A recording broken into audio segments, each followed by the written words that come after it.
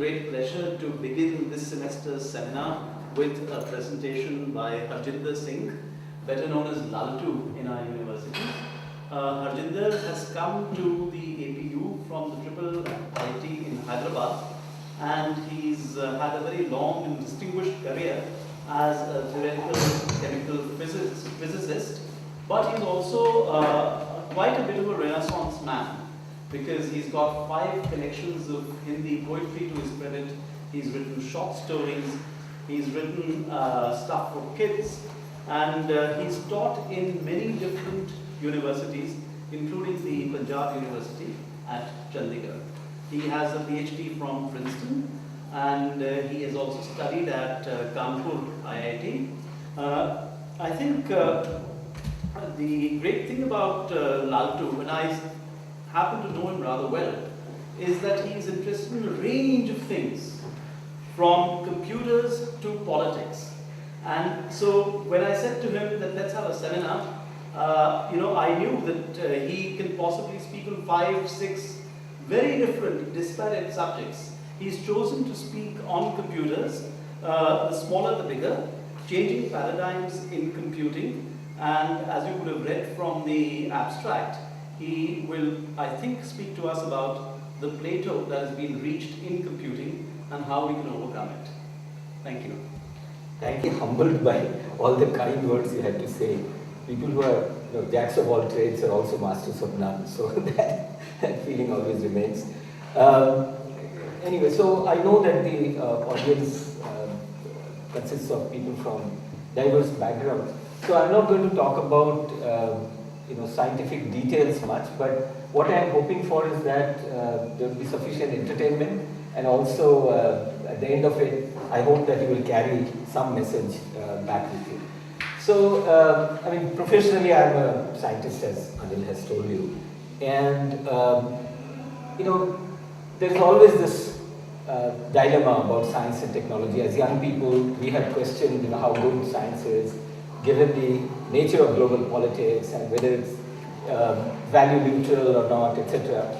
But I think my generation, probably more than the ones before us and more than the ones that came after us, can say with abundant clarity that there is a technological revolution that we have seen which is not paralleled by anything before. You can say that you can really see how things change in a logarithmic or exponential scale. From all the way to discovery of the wheel to 20th century, things that happened at the scale of, let's say, 1,000 years, then suddenly you see things happening at the scale of, say, 100 years, and then in my generation it really happened in 10 years. And and of course we have had these debates at different levels. I still remember early 90s, I was talking to some friends in activist circles, and I was mentioning that there is an army of sympathizers sitting in the computer science departments, and people should really make use of them. And the debate was, look, what are you saying? Is technology value neutral? And I remember I told Vinod Raina once that there should be a white paper on what is happening in computer technology. And then, of course, internet came all over India, and now, of course, you know what it has done to us. Such a rapid change in such a small amount of time is, it's unbelievable when you start thinking about it. Bhupender has written a book on it.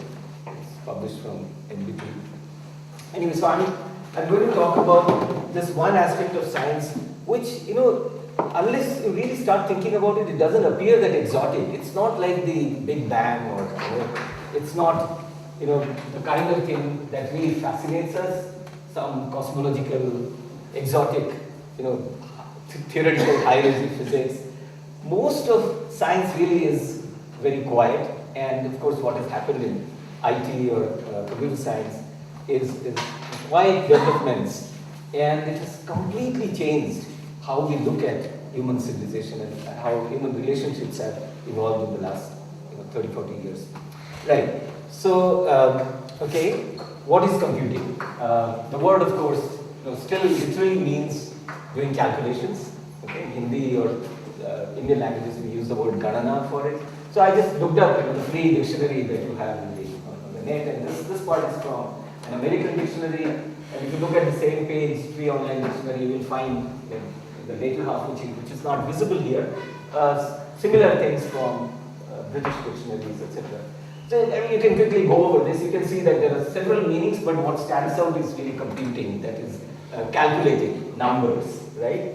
But then suddenly in between you suddenly find this to be reasonable, plausible, or consistent, make sense. So there's some other meaning of computing too. And until very recently, if you told, I mean, recently meaning like when I was a child, if you told somebody, human brain is also a computer, they wouldn't understand what you're talking about. Okay. Today, of course, it has the perception has changed. Everybody would agree, yes, human brain is some kind of a computer, right? We even use metaphors like hard disk. We say, hypothalamus is like a hard disk and things like that. But as educators, have we really pondered enough about pedagogy of IT teaching or computer teaching? Computers are introduced everywhere in schools, but compared to the amount of thinking that goes into, say, science teaching or history teaching, I don't really see that level of worry about pedagogy of information technology teaching. It's there, we can't wish it away. It's just fallen on us, from out of the blue, and we just have to live with it. So perhaps we need to worry about what computing is, how do we teach it to young children, and is it just introducing to the machines or games or something like that, or something more than that? Right, so having said that human brain is a computer, and having assumed that all of you agree with me that nobody finds it surprising, such a statement, well, here is a work of art, right? I'm sure most of you know this is Pablo Picasso, Girl in Front of Mirror. Is there computing in it?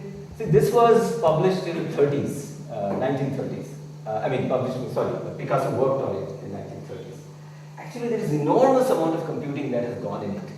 What is the girl in front of mirror saying to us?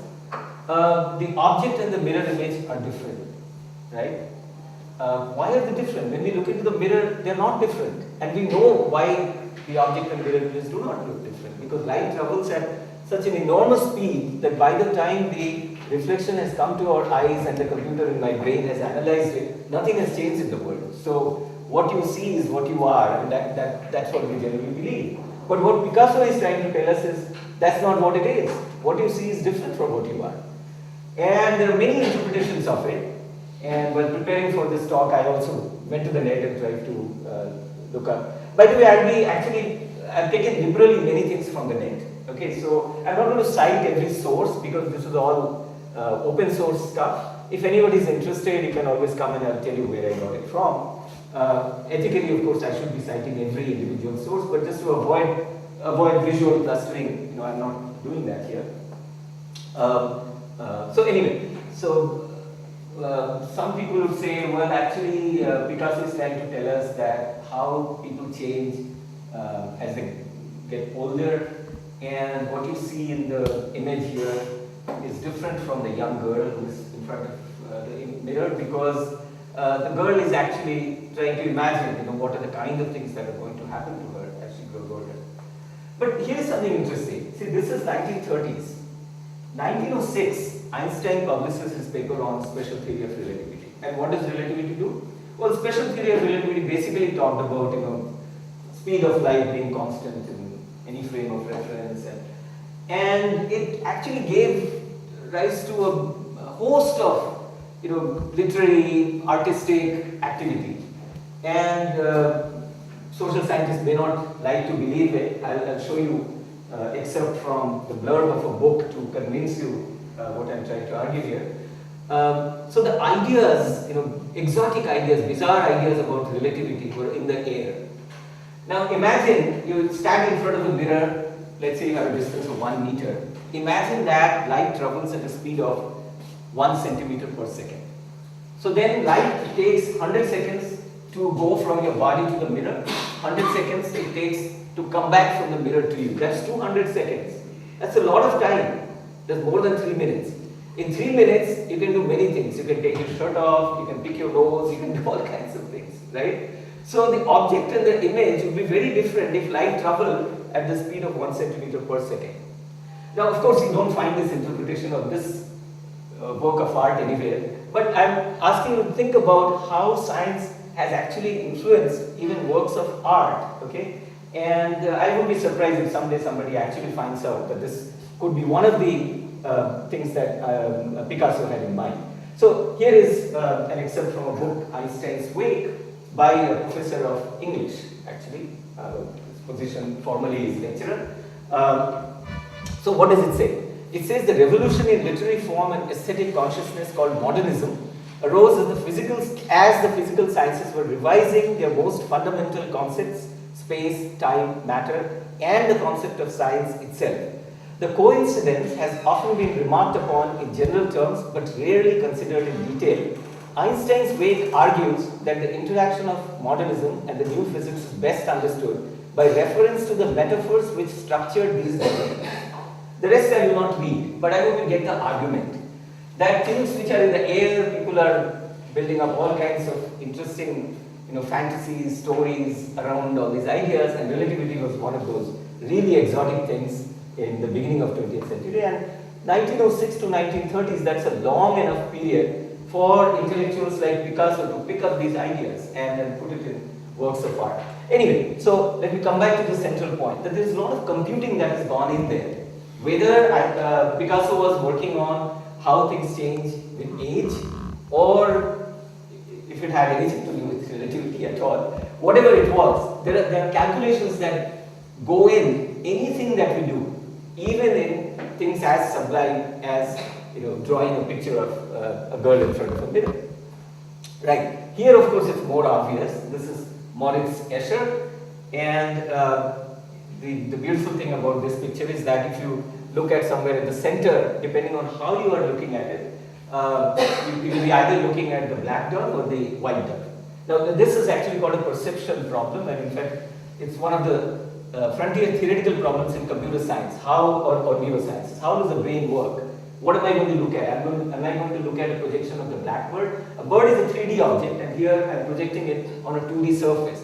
So the brain actually can switch from one kind of perception to another kind of perception. And how this happens is an interesting problem in neurosciences as well as in vision technology. Computer scientists who work in vision technology, there's nothing new. It's a very old problem actually, at least 40 years old. So you can see that there is tremendous amount of calculation that has gone in here, okay? Because Escher actually he was a graphic designer, he was a high school failure, and he was put into an architecture college, and he didn't like it and decided to work on graphics design. And he actually used ideas of geometry, calculated very precisely how things fit into each other, okay? Right, so two works from art, just to tell you that indeed, we do a lot of computing in our, mundane activities or sophisticated activities. So computing is nothing which is just a mechanical, machine-based thing, right? Okay, well, this is what, of course, I did. Part of this kind of work is my research area that my students have been working on. So what am I trying to tell you here? Depending on the kind of problem that we are looking at, the nature of computing changes, okay? And of course, computing is doing calculations using a certain procedure which we call algorithms, that is, you design algorithms and you do calculations. But it also uses certain principles. Okay, how you are going to do the calculations that is going to be based on certain principles. In case of molecules, etc., we say we use principles of physics, and the principles of physics are going to be different depending on the nature of problem that you're working on. If the problem is very complex, like it has large number of atoms, for instance, the picture on the left, which is a biological molecule, it could be a whole protein molecule, then it's very difficult to use the kind of mechanics which is the most appropriate mechanics for that level of smallness, atoms and molecules, which is quantum mechanics. You can't do it. So what you do is you use certain empirical data, things that you know from experimental measurements, and you put it in a model and try to do a calculation and hope that everything works together. In fact, this is the primary method of doing computing with real biological molecules today. It's called molecular mechanics. So it uses basically Newton's equations, which are useful only for large objects. okay, not for objects like atoms and molecules. But the reason it works out is because there is a lot of truths that we have stolen from nature. Experimental data is what nature is giving us, right? We are observing nature and we are using that data. So that's the empirical data. And of course, the other end is when you do not depend on what you observe from nature, you actually build up a model starting from fundamentals, like how do particles interact with each other, charged particles, electrons, protons, neutrons, etc. So complete theory. That is, you use Schrodinger equation. This is in fact the area in which I have been working, and that's one set of problems that we have been working on in triple IT before that. And so here the number of atoms has to be much smaller. Okay, actually we count more in terms of number of electrons rather than atoms. So this is when you're talking about molecules. Of course, physics is a much larger discipline, and physicists would work on nuclei and other, even heavenly particles. So the range is much larger, the scale that we're talking about. So in between, you can mix up the two things. You can have quantum mechanics and classical mechanics together. So the nature of computing changes as the nature of problem changes. And the largest users of computers, even though when we talk about the information technology, we usually talk about the corporate sector and etc.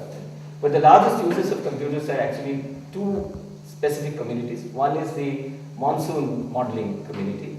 The first supercomputer bought by India was for prediction of monsoons. Okay, that was a Cray supercomputer in the 1980s. And the other is actually people who work on molecules, atoms and molecules. Okay, because you want to see exactly what is happening at the level of atoms and molecules. Right. Well, when did it all start? The history, of course, is very old. You know that even an abacus is actually a computer, right? And so if you look up the history of computers, it can go back to millennia. But the kind of computers that you are using today, these are called electronic computers, and it started with semiconductor technology. So the first digital electronic computer is what is called ENIAC, Electronic Nuclear Integrator and Calculator, 1946. These are machines that were used during the wartime, to calculate trajectories of missiles and things like that. Unfortunately, wars have contributed a lot to development of science, which is a really unfortunate fact, but it has happened. During wartime, large number of scientists, they focus their activity on developing scientific models and technology as well. So what is interesting here, this is a picture taken from Wiki. Okay?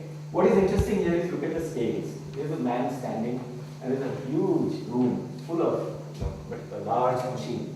See, before that, what existed was what was called a vacuum triode.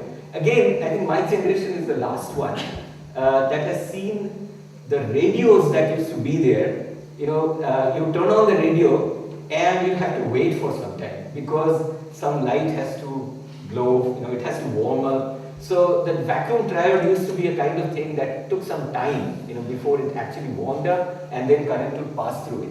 And then finally you can tune it and you can listen to music. So when I was a little kid, because I grew up in Calcutta, so things came there earlier than small towns, and suddenly transistor came.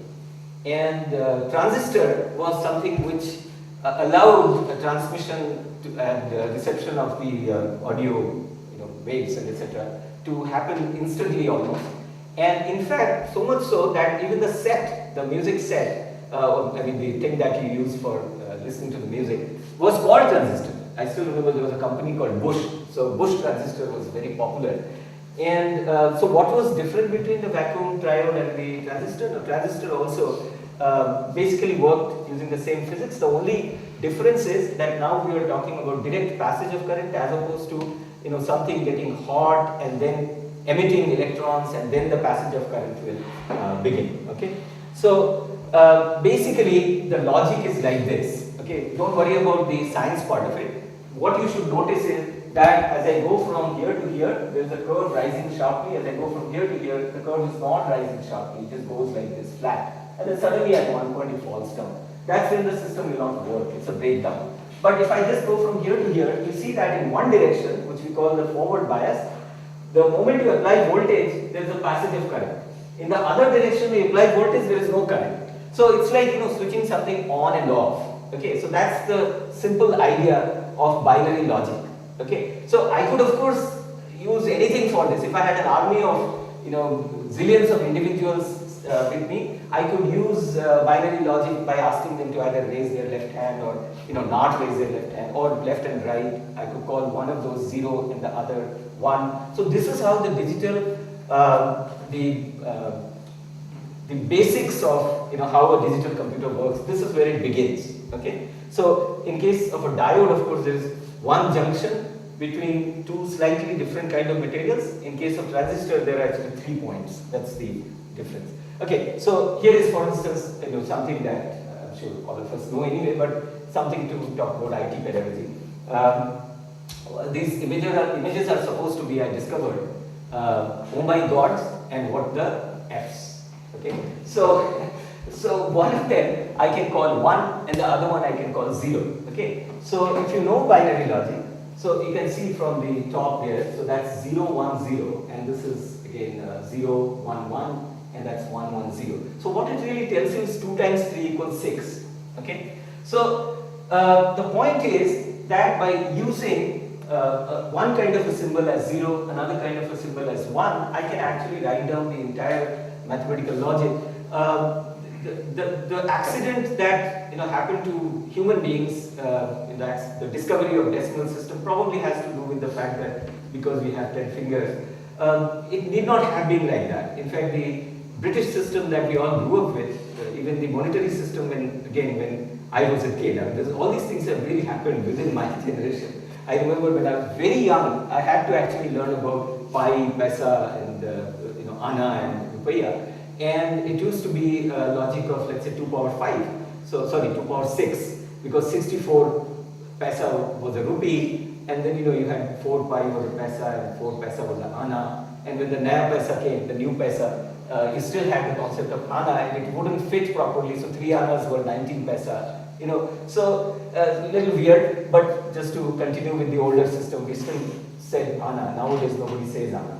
So you could actually use a logic system which is very different from the decimal system. In fact, US, for strange reason, for measurements, they still use the British system, okay? Which I think in Britain it has already changed quite a bit. So they still use foot, pound, second kind of a system. Right, so the point is that to use basic ideas of computing for the purposes of calculating numbers, it's not necessary that I have to use a diode. Diode is just not diode really, they use transistors. So the physics is just a convenient thing because it gives me the option of calling one thing 0, another thing 1. When the current flows, 1, when the current is not flowing, it is 0, etc. You can have several different options. Instead of current, you can also take voltage as a measure. So the point is I could have used anything. If I had large number of people standing here, instead of just using simple numbers like 2 times 3, I could use very complex numbers, and I could use symbols, A, B, C, D, etc. And everyone learns this in schools these days, that each of this is called a bit. That is the possibility that it can either be a 0 or a 1. We say that's a bit of information. So it's like the games we play, 20 questions. So you're going to ask me questions, I'm only going to answer in yes and no. And that's like a binary way of answering. And within 20 questions, you're supposed to guess, who I am, right? So kind of a dumb charade. So similar thing you could do with, if there were a large number of people available, you could process information of any scale, okay? But unfortunately, we don't have a large number of individuals available. So it helps us that when we can use electronic devices to use zeros and ones like that. And initially, of course, you had that large machine, right, occupying the whole room. Today, the laptop that we are using is much more powerful. Even a mobile computer, on the mobile, is much more powerful than that machine that you saw. And this is again something that has literally happened within one generation, right?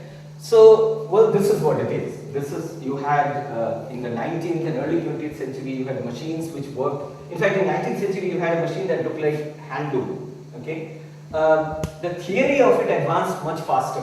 Okay, there are many interesting names. There are women who contributed significantly. Ada Lovelace, for instance. There's a language, programming language called Ada after her. Several other women, and of course there was Alan Turing. unfortunately, school kids and college kids often do not know about these real geniuses. I remember, I'm from Premji. One kid who got admission in our science program, one day, we encouraged them to participate in research activities right from beginning. So he came to my research meeting, the first year, BTech kid. He just says, out of the blue, that I'm thinking of dropping out of college after second year. I said, well, what happened? He says, no, all geniuses dropped out of college. I said, which genius dropped out of college? He says, Bill Gates and Steve Jobs. So I have to tell him that those are entrepreneurs. That's a different kind of genius. So if you are here in an IT institute, and in particular he was in the science program, the computer science geniuses are very different. There were people called von Neumann, Alan Turing, etc. So very different kind of people who, of course, never dropped out of college. In fact, they kept on working all their lives very meticulously, on science. So this is how things change, and this is a 10-year-old picture. This is the American quarter, so something similar to our 1 rupee coin, and you can see how the scales have changed. What is not visible here, how the power has changed, the computing power. So what is computing power? So when I say 2 times 3 and I go from 0, 1, 0, etc. to something else, so what I'm saying is that every bit is now changing. It is either remaining 0 or it is becoming 1. So that's called a bit flip. Okay. So how fast can I change a bit? At what speed? That's called a clock speed, roughly. And there are other details which I'm not getting into. So how fast can I do it? That is the processing speed. So when you buy a state-of-the-art computer today, you would say that, okay, I want a processor of, say, certain number of gigahertz, 2 gigahertz. What does that mean? That means that 10 to the power 9 times in 1 second, you should be able to go from 0 to 1. It does it very, very fast, extremely fast. 10 to the power 9 times in 1 second. And also the memory storage. This chip here stores much more memory than a large computer like this. In fact, earlier you didn't have storage. Any computing you do, you would actually, put in the data as input somehow and then move some levers and etc. Just like an abacus. And the abacus itself doesn't store anything. Every time you do a calculation, you decide where to put the beads on an abacus, right? And this is how you create the numbers. So, but here you can actually store data, right? And large amounts of data. So 1 byte, you have 1024 bytes, that's a kilobyte, and then you have the megabyte, and everyone knows that a typical A4 sheet, if it was typed all over, so that would be like maybe 100 kilobyte, and if you have a typical textbook without any pictures in it, so that would be maybe 100 megabytes. If you put pictures in it, then it becomes a few gigabytes, etc., etc. Because when you have pictures, you have several shades of colors, so the information becomes more and more complex, so you need more and more bits to describe that kind of a complex thing, right? So this is the kind of transformation that we're talking about. In size, it became very small. Here is another comparison. So what you see here, this Osborne executive portable, this is like a smart typewriter, okay? When I was doing my PhD, around that time this transformation was happening at a very fast speed. And when I started doing my PhD, during my MSc in IIT Kanpur, actually we did not have graphics screens. By the time I started doing my PhD, we had graphics screens. We didn't have meaning for a typical PhD student. Of course, there were researchers elsewhere who did use it. So then when I started doing my PhD, I had graphics screens, but I still didn't have any personal computer on the desk. There would be a mainframe computer, our machines would be linked to the mainframe computer in the computer center or in the department somewhere. And graphics screens were there, we could see things now, graphs, etc. And earlier, like when I was in IIT Kanpur, 77 to 79, we still had cards that we could punch and put in the machine. And very few people in chemistry and physics would use computers for this. Only very specialized researchers will do it, right? So this is like a smart electronic typewriter. And of course, you could probably use it for faxing. That was just the latest kind of invention that had just happened. You could use it for sending fax messages. And what you see next to it is a present-day mobile phone. And you can see the comparison that CPU, the central processing unit, of course, that's just a name. The clock frequency, the ratio is 100 times. The Apple iPhone is processing information 100 times faster. The cost, the earlier machine was 10 times as much as what you have today for the Apple iPhone, which is a very expensive mobile phone, as you know. Still, I think about 60,000 rupees, right? So size, that machine was 500 times in size, actual physical size. Weight, it was 100 times larger than this. So the transformation that has happened is enormous, and there is a law, one of those kind of euphemisms, which goes as Moore's law. There's a guy called Gordon Moore, who was the chairman of the Intel company, and so he wrote some paper in 1965 where he predicted that every 18 months the processing speed of a CPU, a chip, will increase by a factor of 2. And more or less surprisingly, that has really worked. I mean, not 18 months, about two years. Every 2 years, the processing speed keeps increasing. Even the storage capacity keeps increasing by a factor of 2 years. Okay, so not merely processing. How does the storage happen? Even the storage requires, again, it's like bits. What you have is magnetized entities. So you can imagine it as if something is magnetized and something is not magnetized. Okay, or you can say something is magnetized, but it has its north pole upwards, and something else which has its north pole downwards. So that's like 0 and 1. Okay, so you have to put them together in some material. Typically, what you have is the non-magnetic material, and then you have thin, very narrow thickness thin. I mean, narrow meaning really narrow that you cannot see with naked eye. Okay, that narrow thin film of magnetic material, and it's like a disc, and you have a head. That's just like a long playing record. Again, those are things no longer available. So, and there is a head that detects whether this magnetic material is 0 or 1. This is how the information is stored. And when you have to put those bits together, closer and closer and closer together, that means you require smaller and smaller scales of material. So enormously small. So how small is this? Well, this is a diagram that tells you about Moore's law. And if you come from 1971 to 2011, a typical processor in 1971 had 2,300 transistors in it. Now, what do I mean by typical processor? Something that you can pick up in your hand. Okay, usually it would have something like CPU written on it. If you open up your computer, you will see some part which says CPU or something written on it. And so it will be, let's say, of the order of a few centimeters. These days, maybe just 1 centimeter in length. Okay, so that had about 2,300 centimeters in 1971. Okay, by 2011, look at the number. It is 2.6 billions. Okay, now it is still the same scale. So you're talking about within 1 centimeter of the order of 1 centimeter length. You're talking about 2.6 billion things. So what is the scale of each transistor? Now that is very, very small. Okay, so what has happened is we have reached what is called nanometer scale. Okay, what is a nanometer scale? That is like the size of a nanometer is about 10 times the size of a hydrogen molecule. Okay, hydrogen molecule is 74 picometers, a nanometer is 1000 picometers. Okay, so that is 10 to the power 9 units in 1 meter. That is the scale of a nanometer. So you have come to that scale.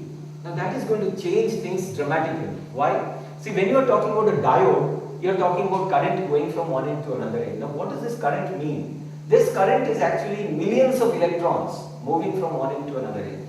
But when you are talking about nanometer scale, you don't have millions of electrons available.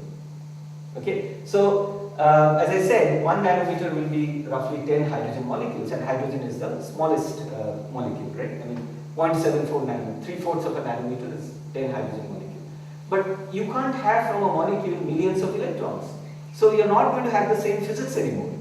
So the physics behind this kind of computing is going to change.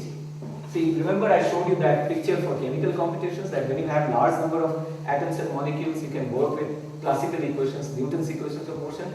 But now you're talking about very small number of things, tens, hundreds of electrons. So you cannot use that kind of mechanics anymore.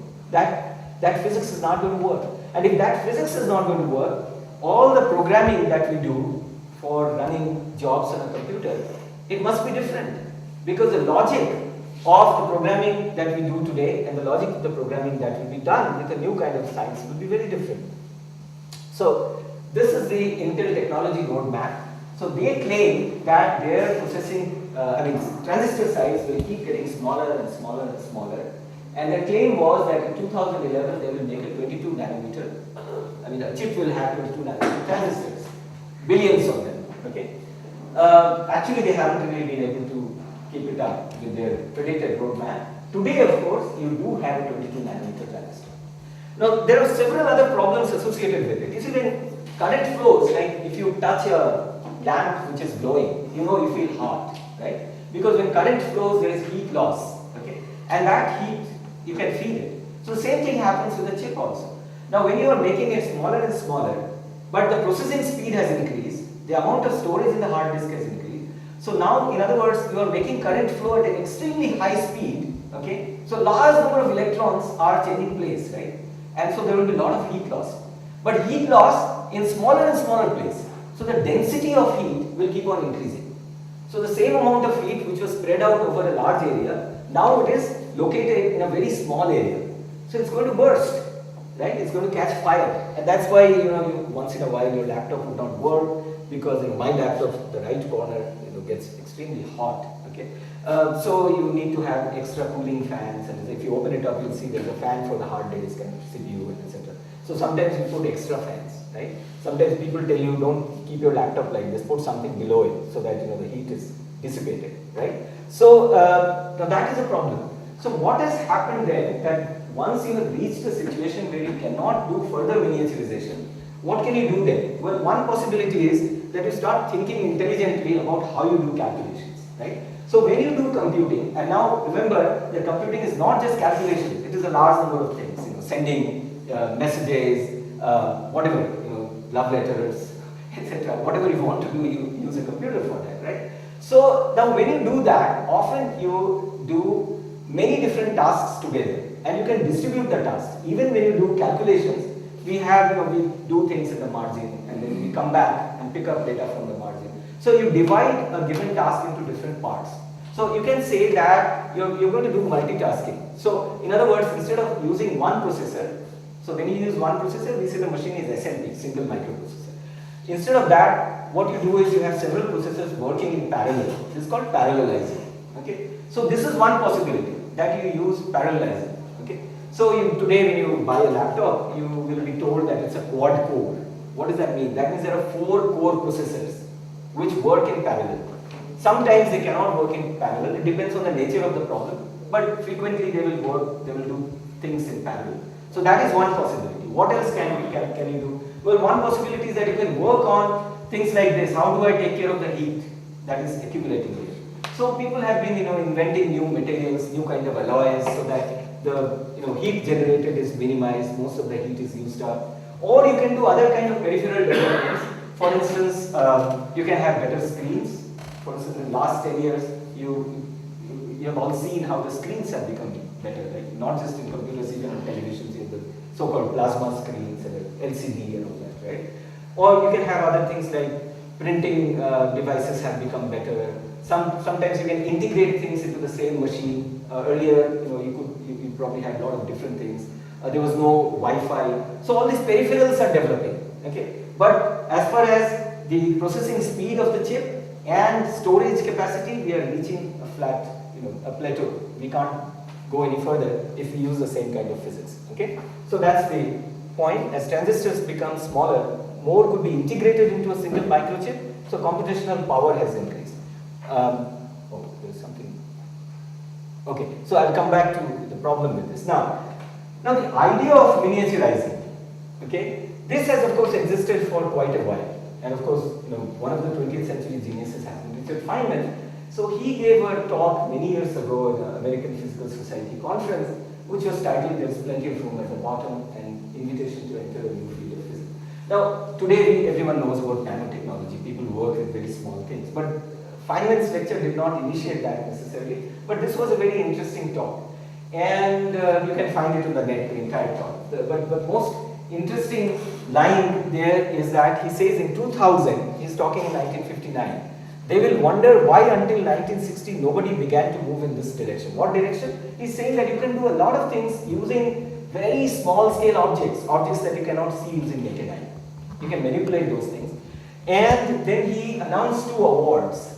One award was for someone who can make an electric motor which is only 1/64th of an inch cube.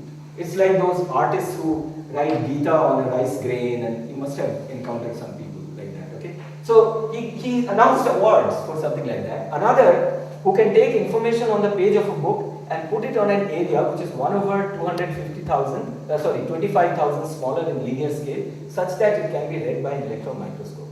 He was quite frustrated that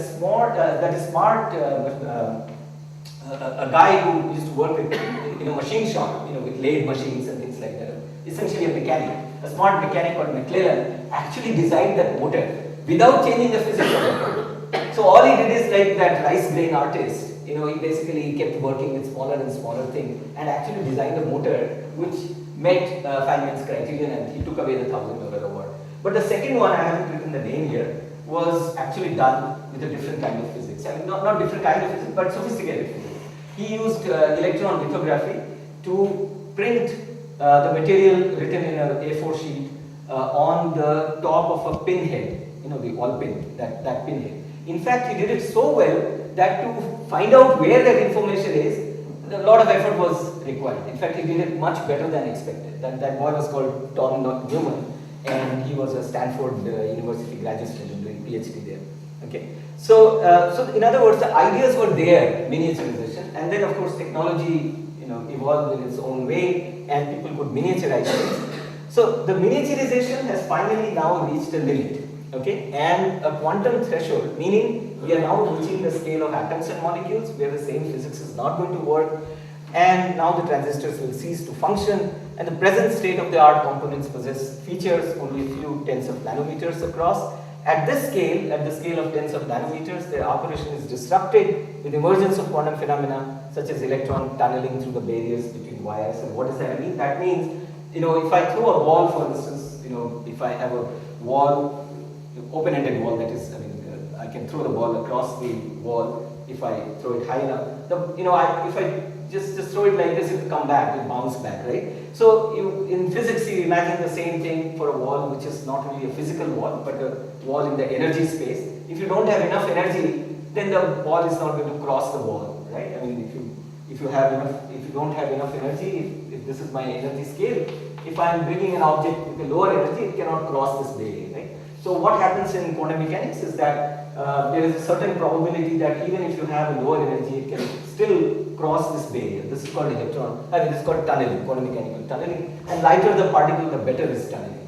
Okay, because the lighter particles, let's say, can move much faster. Okay, so there are these weird things that happen in quantum mechanics, and so either you make good use of them or there are problems. Okay. So what more can be done with the silicon-based technology? I already told you, you can do parallelization or you can do peripherals development, but there's a limit to that. Okay. Now, this kind of a sophistication has also given rise to some interesting pseudoscience. Let me see if I can make the YouTube run for you. If you haven't listened to this, you should really listen to this. This is a very interesting conversation by this guy who's a retired income tax commissioner. कमरे के अंदर उसको 1 घंटे के लिए बंद कर दिया जाता है, मालूम है आपको? कमरे क्यों? इसलिए अमेरिका में वो टेक्नोलॉजी आ चुकी है कि वो कमरे अगर आपने खुला छोड़ दिया तो कोई भी आदमी ऐसी मशीन लेकर आ सकता है ऑडियो की, जिसमें वो पूरा 1 घंटे तक जो बात हुई है वो सारा का सारा हवा के वातावरण में रहता है, वो सारी की सारी वो टेप कर सकता है। 1 घंटा लगता है। तीसरा आपको मैं बताऊं, आप अमेरिका में ये इंस्ट्रक्शन हैं आज की तारीख में कि कोई भी एग्जीक्यूटिव परमात्मा के लिए अपना मोबाइल फोन यूज करने के बाद उसको कबाड़ी को ना दीजिए। आपको मालूम है कितने के दिख रहे हैं? होता क्या है, आपने सिम कार्ड निकाल लिया, सिम कार्ड से आपका प्रॉब्लम सॉल्व नहीं होगा। सिम कार्ड का डेटा बैटरी में चला जाता है। सुन लीजिए आप मेरी बात को, सिम कार्ड का डेटा जो है वो ट्रांसमिट हो जाता है। आप ये प्रोसेसेस को आप समझिए। अमेरिका में इतनी दुकानें खुली हुई हैं पुराना टेलीफोन खरीदने के लिए, मोबाइल फोन, वो सिर्फ ये पूछते हैं बेटा ये किसका था। अमेरिका में हर कंपनी ने इंस्ट्रक्शन दी है कि जब आप मोबाइल फोन नया खरीदें तो पुराने को हथौड़े से तोड़ दें उसको। कई कंपनियों को करोड़ों रुपए का चूना लग चुका है। शुरू में बात किसी को नहीं मालूम थी। और आप ये देखिए कि आप समझते हैं सारा कुछ सिम कार्ड में, सारा कुछ होता सिम कार्ड में, लेकिन सिम कार्ड से वो अगर काफी दिन तक वो बैटरी नहीं है तो वो सारा उसमें काफी हद तक पास हो जाता है। सारे सीक्रेट फोन नंबर आ गए, सारे वो आ गए। आप ये देखिए, आप इस तरह की दुनिया में रह रहे हैं जहां ऐसी टेक्नोलॉजी आ चुकी है। और एक चौथा काम आपको बताया, सबसे बड़ी बात जो इसमें कि आज तो पूरा जो टेक्नोलॉजिकल सिस्टम है वो क्लाउड सीडिंग पर आ गया है। आपको पता है, आपको कोई सॉफ्टवेयर की जरूरत, अगर आप गूगल इस्तेमाल करते हैं तो आप देखिए कि गूगल में आप अपने सारे डॉक्यूमेंट्स जो हैं आप सिर्फ कंप्यूटर पर रिकॉर्ड हो जाते हैं। अच्छा, गूगल का जो पूरा सॉफ्टवेयर है, आपने कभी गूगल की सॉफ्टवेयर सीडी दिखी कभी देखते हुए? नहीं, वो सारी क्लाउड के अंदर है, क्लाउड सीडिंग बोलते हैं इसको। तो अब जो नया युग आ रहा है उसके अंदर आपको सिर्फ एक कंप्यूटर के अलावा जहां पर आप उसको कनेक्ट कर सकते हैं क्लाउड से, उससे आप सारा सॉफ्टवेयर और आपके सारे डॉक्यूमेंट्स आ जाएंगे। अभी तक ये स्टडी नहीं हो पाई है मनीष जी कि क्या बारिश के समय, क्या जब अंधड़ आता है, क्या इसके अंदर एबरेशन ला सकती है? अब एबरेशन मान लीजिए आपने ये यूनिक आइडेंटिटी कार्ड बना दिया, एक गरीब का बेचारे का, उसका कभी टेस्ट नहीं हुआ बार बार, उसने उस समय ले लिया। अब क्योंकि ये जो यूनिक आइडेंटिटी कार्ड बनाएंगे ये उससे नहीं बनाएंगे, क्योंकि आपको जाना पड़ेगा जंगलों के अंदर 100 दिन दूर जाके। वहां पर आपने जब बनाया तो उस समय क्लाउड ठीक था, या आपने जो क्लाउड सीड किया था, इसका एक पर्टिकुलर क्लाउड सीडिंग होती है जो एक क्लाउड सीड किया जाता है, वो क्लाउड की एक सिचुएशन थी उस क्लाइमेट में। आपने जब उसको चेकिंग करना शुरू किया तो जहां पर चेक किया वहां पे क्लाउड, उस समय बारिश हो रही थी, वो फॉल्ट दे रहा, वो कहता है ये तो आदमी वो नहीं है जिस जो अपना ये दे रहा है, आपने उसको गिरफ्तार कर लिया। अगर मान लीजिए 3% लोग भी गिरफ्तार होना शुरू हो जाते हैं, या 2% भी होना शुरू हो जाते हैं, या 1% भी होना शुरू हो जाता है, आपने तो गिरफ्तार करके उसको रात को बंद कर दिया, तो आप क्या इसमें, इसकी क्या है efficacy?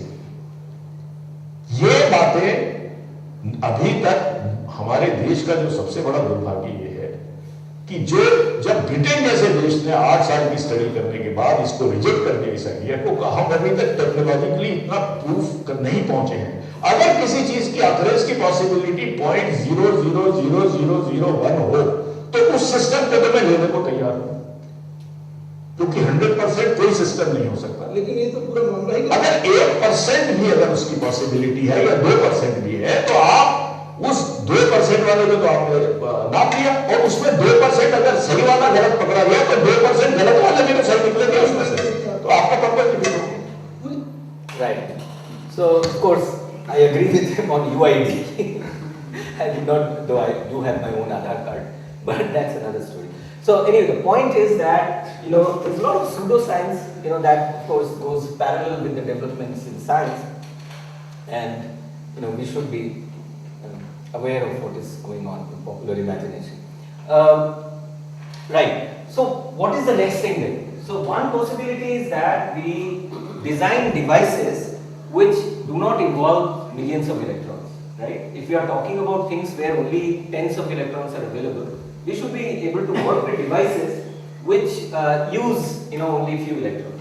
So something called single electron transistor came into being by the turnaround of the century, and by year 2000 there was a lot of research done on single electron transistors. So let me not, there's no point getting into technological details here, but the basic idea that I want you to remember is that instead of millions of electrons going across a direct junction or transistor gates, here you have single electron moving from one part to another part. What you see in between is energy barriers. Okay.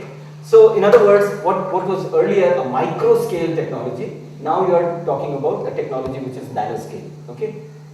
So classical physics will not explain this, because what is happening is you are actually going across an energy barrier with inadequate amounts of energy available to you. So you need quantum mechanics. So already, you are talking about a physics where quantum mechanics is required, but the algorithms are still not going to change. It's the same kind of a logic that flow of current is 1, let us say, and not flowing current is 0. So the programs, the end user, somebody who doesn't have anything to do with science, will not be affected. All they know is that some new kind of a technology is used. Okay? Somehow, maybe because these are very small things and it's difficult to deal with these kind of things, somehow the single electron transistor model did not work very well. It's still not in the market, or no such possibility is visible. Okay, so the first generation of nanocomputers will have components that behave according to quantum mechanics. Yeah. May I ask the question? If there is only one electron that's moving through or not, wouldn't a system like this be immensely prone to error? that is probably one of the reasons why it's not there in practice. But actually the way it is done, there is something called a Coulomb blockade. What you do is you block the electron for some time in a cavity, okay? And it is monitored through not like physically monitoring the motion of the electron. It is monitored through a current, just like in a diode. It is monitored through the magnitude of a current, which is amplified and detected in appropriate devices. So it is monitored like that. So I can't give you a precise answer to this question, but there are technical bottlenecks that this did not succeed. You don't have single electron transistor devices in everyday computers. Okay, but if classical mechanics doesn't work, maybe we need to look at a different kind of mechanics. So one possibility is using principles of quantum mechanics, and quantum mechanics is weird. All kinds of bizarre things happen in quantum mechanics. Okay, but if we use such a thing, then we'll call it a quantum computer, and such a bit will be called a qubit, meaning quantum bit. Okay. So in other words, so this was a single electron transistor device here. This is just to show you the design of the device. And what you have here is a molecule. And this is just an illustration of how you can use quantum mechanics. So in this molecule, this is actually a model of the chloroform molecule, which the center molecule is a carbon atom. These green ones are hydrogen atoms. CCl3H, right? So this is the hydrogen atom. The green ones are the chlorine atoms. Okay. So what happens is that the hydrogen atom has now we are talking about not electrons, the nuclei of the atoms. The hydrogen atom nucleus has a spin. Okay, you can imagine it, though it is not really correct to say it like this, but you can imagine it like the diurnal motion of Earth. Earth has two kinds of motion around the sun. One is the annular rotational motion, and another is the diurnal motion, the 24-hour motion around its axis. But please remember my statement that it is not really correct to say it like that. There is no classical way of describing it. But nonetheless, let us say you understand what spin is. So hydrogen nucleus has a spin and carbon nucleus has a spin. Now these two spins can either be parallel to each other, okay, or they can be opposed to each other. These two different things correspond to different amounts of energy. Okay, so we say there are two different energy states. So in other words, in quantum mechanics, instead of saying that a current is passing, so it's 1, if current is not passing, it's 0, now you are going to say parallel spins 1, unparalleled spins 0. So you are talking about states of matter. Okay, so very different way of looking at it. And you will use the same kind of logical apparatus, that is how you change 0 to 1 and things like that. Same kind of logical apparatus as before, but because of the difference in physics, there will be some fundamental differences. Okay, so the algorithms will be different. Okay, for instance, before we could not say, if you have a 1, you could not say where did it come from. The earlier state, was it 0 or was it 1? Okay, so that's called lack of reversibility. You can't reverse it. In quantum mechanics, everything has to be reversible. So the algorithm, the way we write programs, they are going to be different. Okay, so even if the end user may not be aware of it, the student who is learning computer science, learning programming, they have to be aware of how the structure is going to change because of the physics. Okay. Now this is one thing. The other thing is, this is again another weird thing, and that is, unlike in the classical computer, where you could actually say, okay, I have the bit value is 1 or the bit value is 0. In quantum mechanics, it can be 0, it can be 1, and it can be anything in between. Okay, now by in between, I don't mean that it is 0.1 or 0.2. What it means is there are two states, and it is 10% of 1 and 90% of 0, or 10% of or the opposite of it. So this kind of a situation is called a superposition.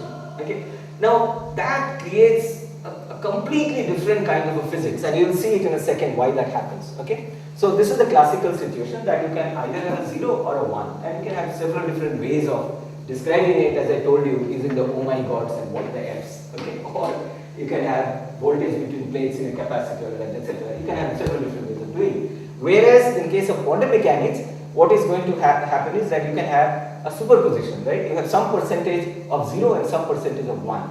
Okay, so this is just a way of depicting the 0 and 1.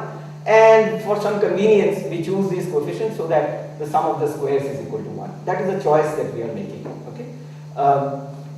Now, this weird thing about being 0 or 1 or something which is a superposition of the two, again has generated a lot of popular entertainment. So here is some cartoon where you use an artificial intelligent being called Erwin. So, there's this dialogue. So last week, Canadian company D-Wave, there is actually a company called D-Wave, and they announced the first 20 qubit quantum computer 4 years ago. So, so it's a news. So the broadcaster is telling you that we view these machines as probability distribution generators, said a D-Wave spokesperson. We want to build an actual physical embodiment of a hard math problem. Okay. So then this person is asking, what do you think of quantum computers, Erwin? So here is the smart guy Erwin answering. I'm simultaneously for and against them. That's the weirdness about quantum mechanics. So you're simultaneously 0 and 1. Okay. And here is of course a famous Schrodinger's cat. I'm sure because it's so proverbial, all of you know. There's a poor cat, of course, luckily only in the thoughts. It's a thought experiment that it's put in a chamber, and by some radioactivity dosage, it's going to either die or remain alive. So when it's inside the chamber, what do you know about it? Is it dead or is it alive? Well, it's actually in a superposition state. It is to some extent dead and to some extent alive, right? So the cat says working for that Professor Schrödinger didn't help. Okay, right. So basically, a classical register, when I talk about 2 times 3 equals 6, so you're talking about 3 bits, right? It's either 0 or 1 and etc. So you can have 8 such combinations, okay? In case of the quantum computer, what will happen is, using those 3 bits, you can have several possible combinations. And all these 3 bits can be processed. Okay, the states can keep changing, right? You change one molecular state to another molecular state. So in other words, it is like parallel processing which is inbuilt in the mechanics. In the first case, to process information using 3 bits together simultaneously, you would need 3 different processors and you work in parallel with them. In the second case, in the quantum computing, it is happening all by itself. That's an enormous power. Okay? But of course, if it was that easily realizable, then all of us would have quantum computers. So it's not that easily realizable. So what it says is that if you can increase the number of qubits, suppose you have L qubits, you will be able to store 2 to the power L numbers and you can process them at once. Okay? So imagine how fast such a machine would be working, right? So people have been working on it since 90s, okay, and all kinds of devices have been imagined. And the first thing that people did was using the nuclei of atoms that I showed you before, and that's called a magnetic resonance technique, just like the MRI people do when they want to understand what's wrong with the brains. So again, I'm not talking about the science part of it, but just to kind of ask you to remember these words on the left, that there are these kind of devices that people talk about when they talk about quantum computing. There is a particular kind of device which is not here, and that is the kind of area where I have been involved to some extent, of course, not in quantum computing, but some related work. You see there are 2 numbers here. What are these 2 numbers? You see, when you have a current passing, how do you know it is 1 or 0? There must be some way of reading the current, right? Some meter or something. Okay, so this is called fiduciability. You should be able to read. Only then you can say, okay, I have a 1, I have a 0. Otherwise, you can't calculate. If nothing is readable, you can't calculate. Now, how do you read? You read using a device. For instance, if I read a paper, I use the device which is my eyes. If I don't have eyes, then I have to use some other device to find out what is written on a paper. Now, the problem is, the moment I actually use a device, there is a physical coupling. Okay, some light comes from here, goes to my eyes. There is a physical interaction that the device has with the object. Now, in the quantum mechanical system, this is a problem. The moment there is a physical interaction of an observer with the object, the state of the system is no longer the superposed state. It either becomes 0 or it becomes 1. This is called a kind of collapse. Okay, so the system superposition actually collapses to either 0 or 1. Okay. So, I am using one particular kind of language which is in one particular kind of interpretation of quantum mechanics. Okay, there are many different interpretations. So, so that's a problem, right? So there are 2 kinds of things. One is the bit flip, the speed, how quickly you can process it. So there is one parameter here that tells you about the operation time. Okay, how quickly can you process it? 1,000 times in a second, 10 million times in a second, 100 trillion times in a second. So this 10 to the power minus 14 will mean 100 trillion times in a second. So some things with some devices you can process it much faster, but you can't read it that fast. So there is this problem. You have to be able to read it also. So if the reading time is long, then the thing is slow. Because if you take that long to read it, then your calculation is slow. Okay? So these two parameters are important parameters. Okay? How quickly you can process the information, how quickly the state can change, and how quickly can you read it. Okay? So to be able to read it, that state has to exist for sufficiently long enough time before it has collapsed to something else. So that is called a coherent behavior when a state remains in paper and computers, but people do is in the labs also. So this is a schematic description of how you do it. One way of doing this is to use optical sources like lasers. You know, just like a lamp source, you have a light source where you have a single wavelength of light coming, very intense source of light, and you can change the state of the molecule by making it interact with a laser light. Okay? And if you want a particular state and that state is not achieved, then what you do is you figure out how different it is from what you wanted to achieve, and then you use that deviation and put it back into a program. So it's like a loop. So every time you go through the loop, you correct the state a little bit, and at the end you hope that you will reach the state that you are desiring. Okay, so in other words, you can go from one state to another desired state. It is possible to do it today. But there are again many technological aspects here. So if you want to use something like this, what will it be? You know, you have electronic instruments, etc. You turn some switches on, turn some switches off. Now, how long does it take to turn the switch on and off on the wall? It takes a certain amount of time. Maybe you can do it 1,000 times in a second if you are really fast. Okay? But here we are talking about processes that are taking place billion times in a second. If switching something on and off takes 1,000 times, a thousandth of a second, and you're trying to work with something which is much faster than that, you have a problem. Okay? So when people design these things, they have to take care of all these details. So for instance, here is an example. Once again, it's not the size part that I want you to remember. What is interesting is that you have two states. This happens if you are a student of science or teacher of science. This is sodium. Again, very old thing. It's from a 92 paper. And this is a electric field that comes with the light. Okay? So with a certain kind of field, you are increasing the probability of being in the upper state. This is maximized population in the higher state. This is minimized population in the higher state. So in other words, I can actually use a laser field. So when I use a laser source, there is an electric field that comes with it. I can use a field to either get that state or I get this state. This is possible. Okay, in fact here we are using two different laser sources and putting them together. Okay, what is interesting is notice that in the beginning it is nearly zero. Because you can't just suddenly switch it on. It's not possible, it's that fast. And then also it has to come down to nearly zero. Then there is a question, it has to remain in that state for a long enough time so that you can read it. So all these really sophisticated technological stuff that scientists have been able to achieve. So just like Big Bang and other really exotic things, these things are also extremely interesting, that how at that kind of a length scale and time scale people have been working. So that was one way of alternative to silicon-based computing. Now there is another way, and that's called DNA. Okay, DNA computing. Now, obviously, the human brain is a computer, so that means in our living system, there's something really sophisticated that allows us to do things really fast in a very smart way. So there is this guy called Leonard Edelman. He holds the joint position of computer science and life sciences in UCLA. So, okay, so these cartoons are from some guy called Larry Bonig. Okay, openware, I mean the open source, you can see to the net.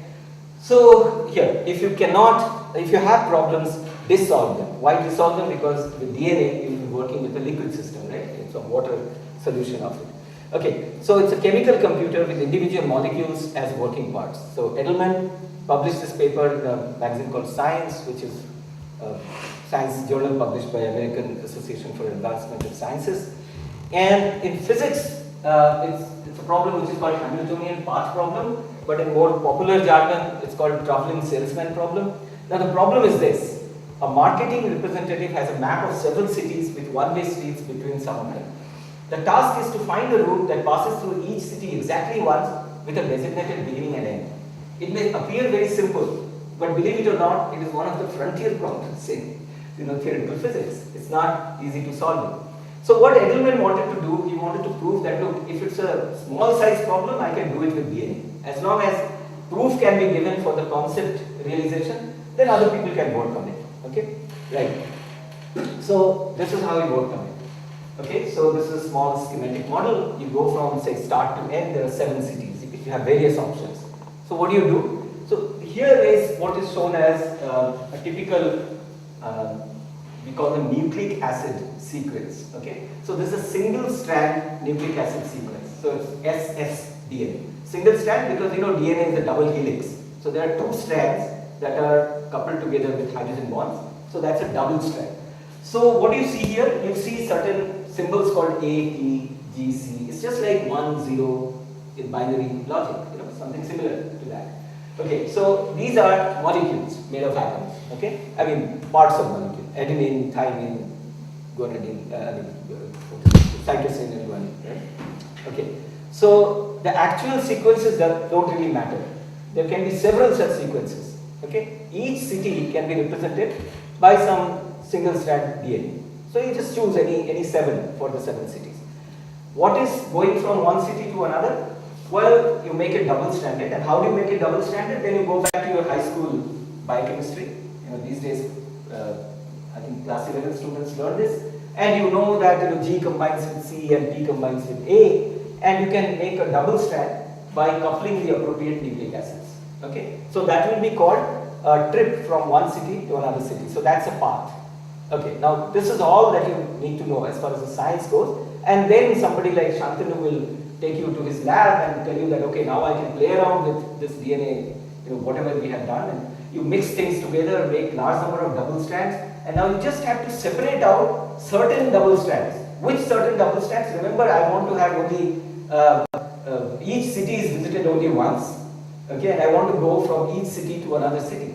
So using chemical techniques, all you need to do is extract all paths that go from the start to the end. The start is a particular single strand, end is another particular single strand. So first you filter out everything which does not satisfy that. You throw it out. Then you filter out those which have more than 7 cities. Okay, everything is thrown out. Then you filter out those which do not have 7 different cities. Because you don't want to have repetition. Remember, you want to visit every city only once. That's it. You have a solution. Of course, you can say, look, it's only 7 cities. Anybody could have done this, you know, with some time. But that is not the point. The point is that you can use DNA to solve a problem which is quite complex. I mean, instead of 7, you could have taken 70. You may have taken a little more, you know, time or effort. Now, of course, there will be many bottlenecks with this. Firstly, it is a solution, as opposed to the solid-state devices that you have. Laptop, etc. So there are many bottlenecks, and a lot of people have been working on it since the 90s. There are many people of Indian origin. There's a guy called Azim, who's a well-known name in this area.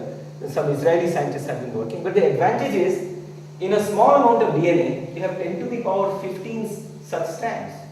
So that's large number of processors, you know, working together. So, I mean, during question answer, I can tell you what kind of problems people have worked on, but I don't have much time left, so let me now move on from here.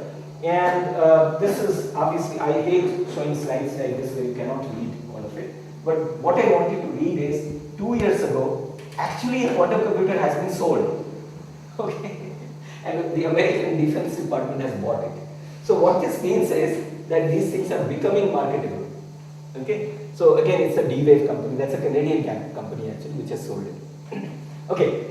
Today in science, what are the most significant problems? Well, different countries may have different priorities. So these are things that the National Research Council of the United States, their committee made and they decided. Notice there's a word control that appears in 3 of these.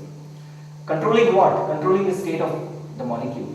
Okay, so the optical devices using lasers, and in fact, some of my work is actually designing the appropriate kind of laser to laser field to switch between molecular states. So you can see that these are the kind of problems that are now regarded as the most fundamental frontier problems in physical sciences. Similarly, if you go to natural sciences, again the set of problems that you have are database. Enormous amounts of data are required when you synthesize something like a life-size system. Now, when you think about it, it's not just putting organs together. It is actually putting the DNAs and RNAs, you know, it is engineering at that level. That requires a large amount of data. You need to understand appropriate sequences of nucleic acids that make what you are, that make the color of your hair as it is, that makes, you know, like I have Mongol kind of a nose, an alien kind of eyebrows or whatever. So engineering at that level. So that's enormous amount of data that needs to be stored, that needs to be processed, right? And of course, when you talk about systems as complex as Earth, its climate and biosphere, understanding biological diversity. So all this will require storing huge amounts of data, processing that information, analyzing that. Okay, so I'm coming to the end of my talk. This is a quotation from John Wheeler, a well-known name in 20th century quantum mechanics. Every item of the physical world, be it particle or field or force, ultimately derives its very existence from apparatus solicited answers to binary yes, no questions. Okay, so in other words, there's a built-in logic. Of course, we can have a discussion on that. This picture is from the jazz series of Maury Matisse, and you can see again the amount of computing that has gone into it. There's a 5-fold symmetry, etc., etc. Okay, so finally I will end with a poem written by a scientist. Okay, I will only show you parts of the poem. So this is a guy who is a geophysicist and calculated. This came out in American Physical Society bulletin called Physics Today. I mean, it's a journal, popular journal. And so it begins almost like Indian scriptures. In the beginning, nothing, no time, no space, no matter, etc. So it goes on and on. So it talks about how things came to be. Okay, how the weak forces, the strong forces, and how particles came to be, atoms, molecules, etc. And finally, you have all these really fancy things in theoretical physics. They are named machos, winds, tubes of energy, gigantic loops, etc. Pasta universe. Okay. Finally, you have the planets. Look at Earth. Crust, oceans, air, life, cool. A trivial speck, an afterthought, but all we got. So here we are, simple and meek. Now how do we spend the rest of the week? Okay, that's it. Thank you for listening. I hope some of it was useful to you.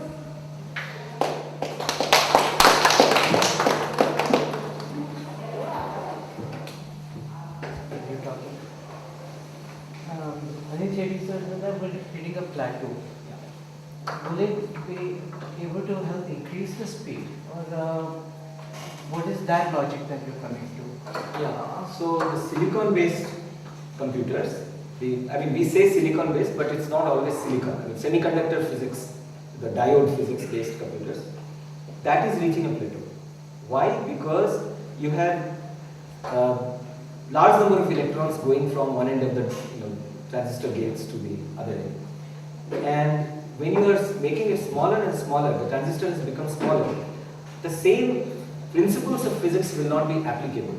So, so what you do is, how do you change the bits? What I want to do, will you be able to increase the speed? Yeah, I'm coming here. So what happens is, how do you change this, 0 to 1, etc. So there are ways, we call them logic gates. Okay, so all electronic devices are made of that. So when you are coming to this small thing, the logic gate will not operate with the same kind of a principle. Okay, so you cannot use the same laws anymore. Now you are going to use a different kind of law. In this new kind of a law, because the molecular states are actually superpositions of different states. So you have 0 and 1 both together. So when you change it, the part that was 0, that is changing, the part that was 1, that is changing. So two things happening together. So that is with one bit. Now you have 2 bits. So with 2 bits, the parts that were 0 for each bit, they are changing together. The parts that are 1, they are changing together. But then you can have combinations, right? 0, 0, 0, 1, 1, 1, 1, 1, 1, 0, right? So 4 things are changing together. If you have 3 bits, 8 things are changing together. So it's like 8 processors working together. You physically don't have 8 processors. You actually have 8 states of a molecule. Right? It can be just one molecule, okay, or maybe you have 2 molecules, but you have 8 states. They're physically not 8 things. Whereas in the classical computers, if you have 8 things happening together, you need 8 different processors. So this is how the speed will increase tremendously. If you could realize it, it's very difficult to realize it. So that's why you still don't have quantum computers.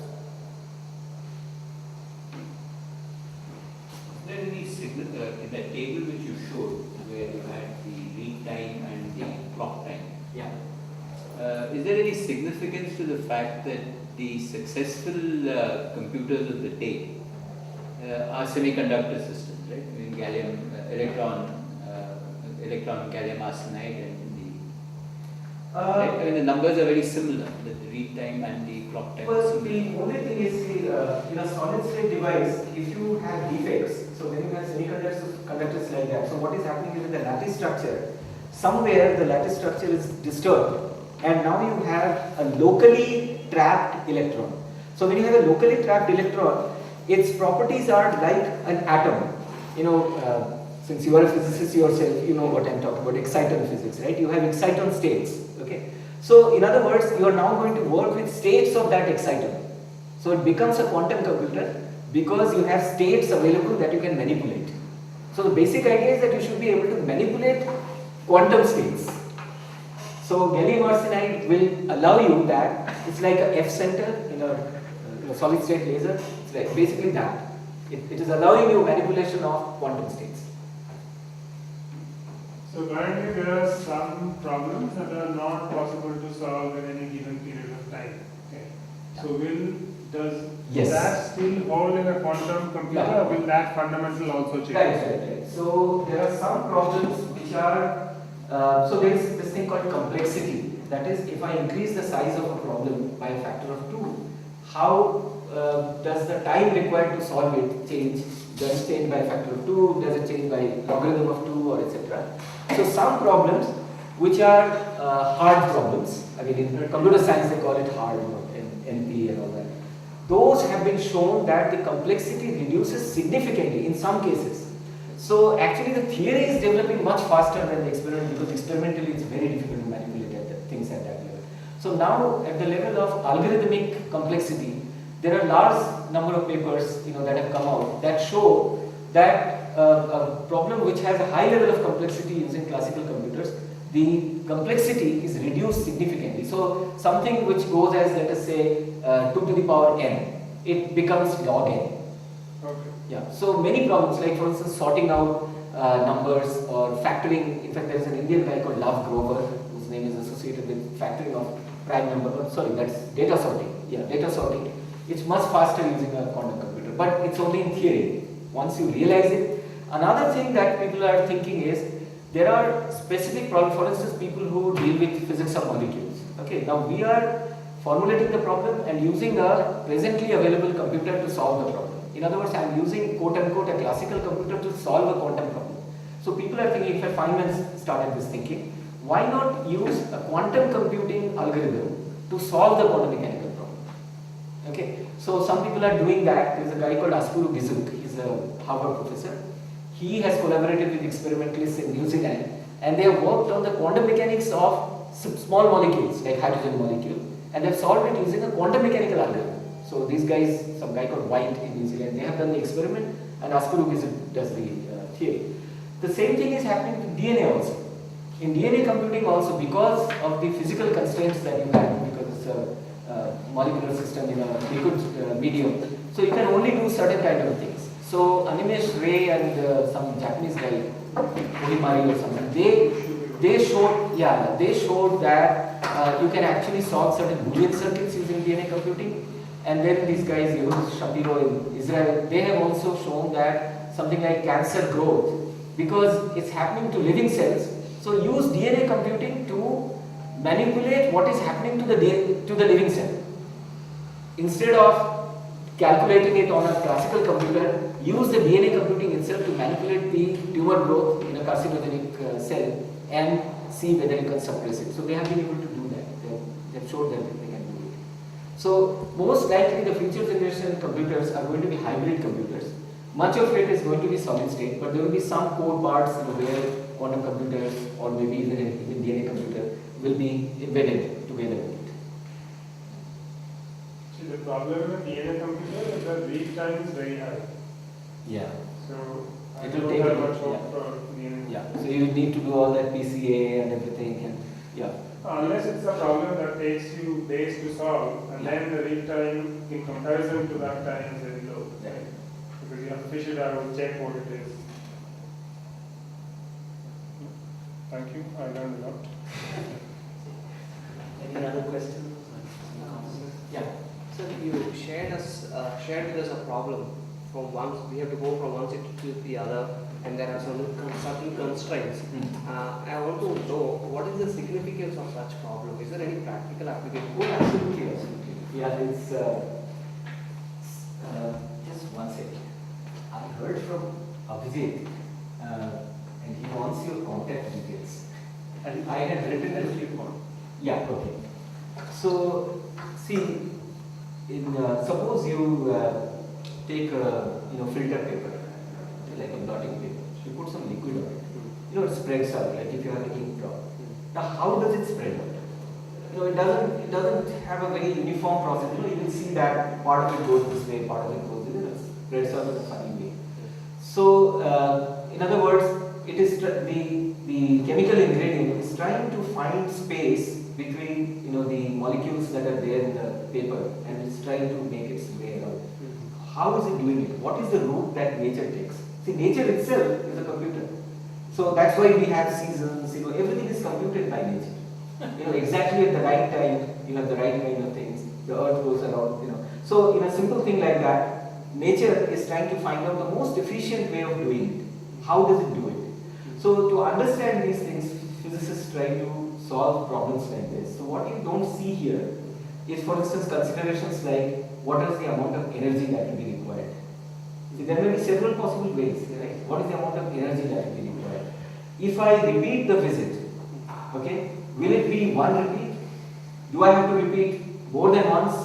And what are the kind of costs involved when I do that? What is it that I am going to do this? Okay, so there are many such considerations that physicists worry about. Okay, because we are basically trying to understand nature. So when you are talking about real system, even in 1 spoon of sugar or salt, you are talking about 10 to the power 23 molecules. Right? So making, something which is happening within those 10 to the power 23 molecules is many orders of magnitude more complex than what is happening with 7 cities. That's why 7 cities, one may think, oh, what is there? Nothing. But the moment, in fact, the 100 cities problem is not solved yet. It is not solved, even in the fastest computer. They haven't been able to solve it. And one more comment regarding we started with 2 art forms, saying that there are enormous calculations going on. Is it not reading too much? Because I don't think the Fibonacci, not the Picasso. He would have thought about it. The symmetries and all those things. I'm asking, is it reading too much into that? How did you draw it? If you didn't think about it. Obviously, he has thought about it. See, it's just that we often do things without knowing, what is happening in our living system. See, for instance, you're looking at me, or when I'm talking to you, I suddenly felt an itch here. My hand went there, scratched it. I'm listening to you. I have information coming through the air, reaching my eardrums, and some current goes into my brain, and I'm analyzing it. I'm at the same time looking at you. Information is coming to my eyes through light, and I'm analyzing this, and I know exactly what you look like, what kind of clothes. So I have multitasking going on, but I am not aware that I'm actually doing all this. But all this is going on. The calculations are going on. Slight mistake. If a part of the brain gets damaged, I will see something completely different. For instance, take the example. If your eyes, they do not retain the same kind of sight, you need glasses. If I take this off, your face, my sight is not that bad, but it could appear a little blurry, right? If you are at a distance, it will appear a little blurry. So, when the devices don't work right, the calculations are wrong, and I will not get the right information. So, all this is actually happening within us. We don't know about it because, just like a machine, the machine doesn't know that we are making it do things. Okay? So, machine is simply an extension of what we have within our body. Yeah. Now that there are very few people left, right? I might as well ask a question from the outside. Yeah. I have never heard you talk about computing and never even about physics. So I've heard a bit of it today, and I know you're a poet. So do you ever sort of reflect upon all of these sciences and what they mean to you and what is involved in doing them, and compared to your work as a poet, Yeah. do you, I mean, You know, do you reflect on the ways in which all of these complex things, as you were describing them to him right now, work in poetry? How do the variables relate there? so, you know, Robert Oppenheimer, poor unfortunate guy, was the director of the Manhattan Project, the first nuclear bomb project. Later on, he was put in prison also because his brother was a communist and he was also suspected of being a communist. So when he was young, he was in Germany. And he was a very romantic kind of guy, fell in love with a German woman, eventually got married to her. He used to write poems. So once he was in Britain, or maybe this British professor was there, called him, and Dirac told him that you can't do both things, either you do poetry or you do science. So he said, why? So this is a very famous statement. Dirac tells him, science simplifies complicated things, poetry does just the reverse. Okay, but of course I don't believe that. I think poetry and science at some level do the same thing. See, poetry, so basically they demystify reality as it is given to us by established set of norms and values. Okay, science also does that. It constantly keeps challenging established, value systems and value systems for the inanimate world. And poetry does the same thing. Whether we talk about aesthetics or we talk about committed poetry. So I often give this example that if I say Gulab Khubsurat, there's nothing in it. Nobody will say it is a poetry statement because 1,000 years ago Persians have said it. So many Urdu poets have said it. Okay, but if I tell you that look at the nose of a piglet, look how beautiful it is. It will make you think once. Yeah, kuch alag si baat hogi. And that is where poetry enters our life. So I have also written like this that when I किसी ने देखी घास की हरी दीवार, someone sees that grass is green. किसी ने देखा घास पैरों तले दबी, someone realizes that I'm walking on the grass and it's crushed. धुंध का स्वरूप जब जहाँ जैसा था वैसा ही चीरा उसे शब्द है. As the mist appeared, of course mist is a simplification of mystification. So went the word and pierced it. So I think at that level, aesthetic exercises and science actually do the same thing. And all the great scientists, I think, have a great sense of aesthetics, and there is a certain kind of spirituality which is different from the usual religious spirituality, but it's there, that immense desire to understand the mysteries of nature and the beauty of it, discovering the beauty of it. That's there. I believe that. And these things you cannot explain. So, for the reason that you engage in so much meta-reflection, I only hope that you remain here and don't go away. Thank you. Thank you. So was it otherwise okay for this?